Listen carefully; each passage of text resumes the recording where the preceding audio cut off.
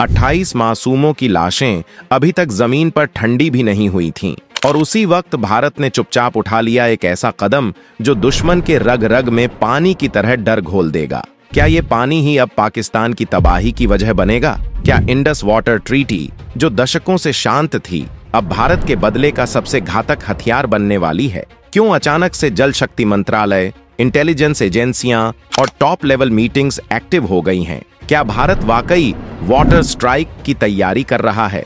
और सबसे बड़ा सवाल, अगर भारत इस संधि को तोड़ता है तो पाकिस्तान की जिंदगी की सबसे बड़ी नस पर वार होगा या फिर एक नया युद्ध शुरू हो जाएगा? इस वीडियो में हम बात करेंगे इंडस वाटर ट्रीटी की अनसुनी सच्चाइयों की, जानेंगे भारत के बड़े एक्शन के पीछे की रणनीति और समझेंगे कि इसका पाकिस्तान पर क्या खौफनाक असर पड़ सकता है। तो वीडियो को आखिर तक जरूर देखिए, क्योंकि ये सिर्फ एक रिपोर्ट नहीं, ये उस साजिश का जवाब है जो सरहद पार से हर बार हमारे दिलों को छलनी कर देती है। इसी तरह की और रहस्यमयी जानकारी प्राप्त करने के लिए हमारे चैनल ट्रू हिस्ट्री को आज ही सब्सक्राइब करें और बेल आइकॉन को प्रेस करें।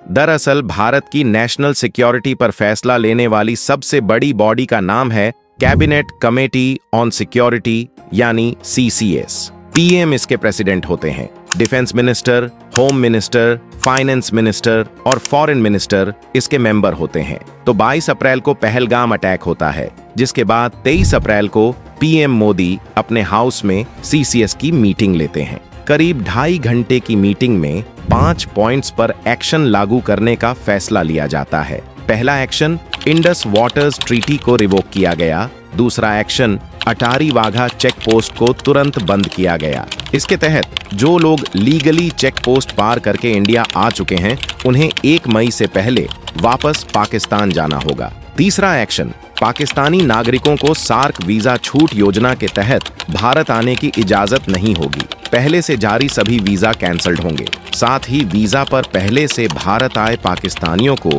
अगले 48 घंटों में देश छोड़ना होगा।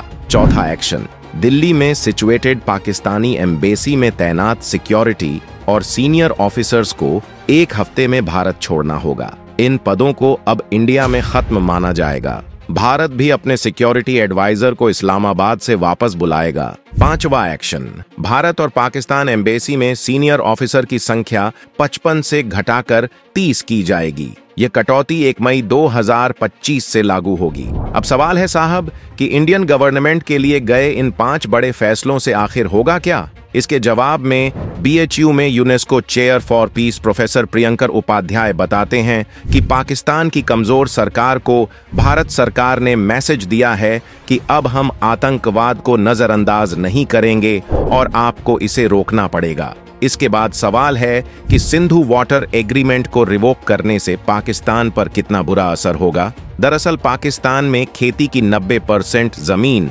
यानी 4.7 करोड़ एरिया में सिंचाई के लिए पानी सिंधु नदी से ही मिलता है। पाकिस्तान के नेशनल इनकम में एग्रीकल्चर सेक्टर की हिस्सेदारी 23% है और इससे 68% ग्रामीण पाकिस्तानियों की जीविका चलती है। ऐसे में पाकिस्तान में आम लोगों के साथ साथ वहां की बेहाल इकोनॉमी और बदतर हो सकती है। पाकिस्तान के मंगल और तारबेला हाइड्रो पावर डैम को पानी नहीं मिल पाएगा। इससे पाकिस्तान के बिजली उत्पादन में 30% से 50% तक की कमी आ सकती है। साथ ही पाकिस्तान के इंडस्ट्रियल प्रोडक्शन और एम्प्लॉयमेंट पर भी असर पड़ेगा। भारत के पूर्व डिप्लोमेट और retired IFS officer J.K. Tripathi मानते हैं कि इन 5 एक्शंस में सबसे बड़ा एक्शन सिंधु जल समझौता पर रोक लगाना है। उनके मुताबिक सिंधु वाटर एग्रीमेंट का सीधा असर आम पाकिस्तानियों पर पड़ेगा। इस एग्रीमेंट के तहत पाकिस्तान के पंजाब रीजन में भारत का पानी जाता था, जो अब रुक जाएगा। इससे वहां चीख पुकार मच सकती है। इन सारी चीजों से साफ हो गए साहब कि आगे भी इंडिया चुप नहीं बैठने वाला। पाकिस्तान को इससे भी ज्यादा करारा जवाब मिलेगा। 1 मिनट के लिए मान लीजिए कि आतंकवादियों को जवाब मिल जाएगा, उनके अड्डे को फिनिश भी कर दिया जाएगा। वाटर स्ट्राइक से पाकिस्तान में पानी के लिए हाहाकार भी मच जाएगा। लेकिन उन बेकसूर टूरिस्टों का क्या? उनके साथ जो गलत हुआ वह लोग तो ऐसा डिजर्व नहीं करते थे। हमारी कितनी बहनें और माओं ने अपने सुहाग खो दिए। वैसे इस हमले के बाद देश में सेकुलरिज्म को लेकर सोशल मीडिया पर खूब बातें हो रही हैं। कुछ लोग कह रहे हैं कि तुम सेकुलरिज्म की बातें करते रहो और वो नाम धर्म पूछकर मारते रहेंगे। वहीं देश की कुछ तथाकथित मीडिया खबर को ऐसे दिखा रही है कि यह मामला आतंकियों ने किया ही नहीं है। इस हमले को हिंदू मुस्लिम का रंग दे रही है, जो कि देश के भाईचारे के लिए बिल्कुल ठीक नहीं है। अंग्रेजों ने भी यही काम किया था। उसने देश के हिंदू मुस्लिम एकता के बीच दरार डालकर 200 साल तक राज किया। वही चीज पाकिस्तान और उनके पाले हुए आतंकवादी कर रहे हैं। क्या यह हमारे सिस्टम का फेलियर नहीं है कि आतंकी उस जगह पर करीब 20 मिनट तक गोली चलाते रहे, लेकिन जवाबी कार्रवाई के लिए वहां हमारा एक भी जवान मौजूद नहीं था? टूरिस्ट प्लेस पर आतंकी कैसे एंटर हो गए? क्या टूरिस्टों की सिक्योरिटी के लिए कोई रोड मैप बना था? सरकार की कोई जवाबदेही नहीं बनती? सवाल तो पूछा जाएगा कि साल 2019 में अमित शाह ने संसद में कहा था कि आर्टिकल 370 आतंकवाद की जड़ है और इसे हटाने से जम्मू कश्मीर में आतंकवाद खत्म हो जाएगा। लेकिन क्या उसके बाद से आतंकवाद खत्म हो गया? दरअसल सरकारी डाटा के अनुसार जम्मू कश्मीर में आतंकवाद की घटनाओं में काफी कमी आई है। 2004 से 2014 के बीच इस क्षेत्र में 7,217 आतंकी घटनाएं हुई, जबकि 2014 से 2024 के बीच यह संख्या घटकर 2,224 रह गई। यानी घटनाएं कम तो हुई हैं, लेकिन फिर भी अमित शाह ने जो आतंकवाद को जड़ से खत्म होने का दावा किया था, उनकी यह बातें बेनकाब हो चुकी हैं। क्या इंडिया पाकिस्तान के अगेंस्ट कोई बड़ा कदम उठाएगा? क्योंकि एयर स्ट्राइक और सर्जिकल स्ट्राइक और आई थिंक अब वाटर स्ट्राइक भी इसका सॉल्यूशन नहीं हो सकता,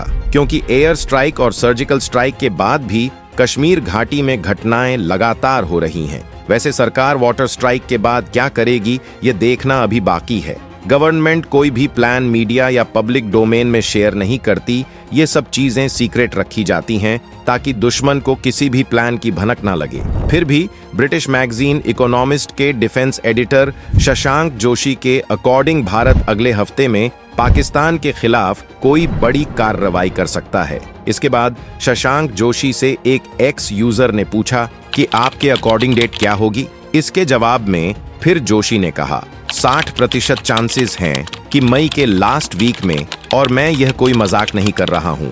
इसके बाद भारत में पाकिस्तान के एक्स एम्बेसडर अब्दुल बासिद ने ट्वीट कर लिखा कि मुझे यकीन है कि भारत पाकिस्तान के खिलाफ एक्शन लेने की पूरी कोशिश करेगा, पर मुझे कोई शक नहीं है कि इस बार पाकिस्तान का रिएक्शन बहुत हार्ड होगा। ये तो वक्त बताएगा कि किसका एक्शन रिएक्शन हार्ड होगा और किसका सॉफ्ट होगा। वक्त सबका हिसाब करता है। वैसे इंडिया की इंटेलिजेंस एजेंसी सबसे पहले 28 बेकसूरों को मौत की नींद सुलाने वाले आतंकियों के मास्टरमाइंड सैफुल्लाह कसूरी को ढूंढ रही है। दरअसल सिक्योरिटी और इंटेलिजेंस एजेंसियों ने पहलगाम अटैक के सस्पेक्टेड टेररिस्ट के स्केच जारी किए हैं। इनके नाम आसिफ फौजी, सुलेमान शाह और अब्बू तलहा बताया जा रहा है। इंटेलिजेंस सोर्स ने बताया कि इस हमले का मास्टरमाइंड लश्कर तैयबा का डिप्टी चीफ सैफुल्लाह खालिद है। फिलहाल ये वक्त आरोप प्रत्यारोप या धर्म का रंग देने का नहीं है। आज जरूरत है देश के साथ खड़े होने की, चाहे आम नागरिक हो या विपक्ष। जब समय आएगा सवाल भी पूछ लेंगे। तब तक पीड़ित परिवारों के लिए अपनी संवेदनाएं कमेंट में जरूर साझा करें। वीडियो अच्छा लगा हो तो लाइक, शेयर और चैनल सब्सक्राइब करना न भूलें। धन्यवाद।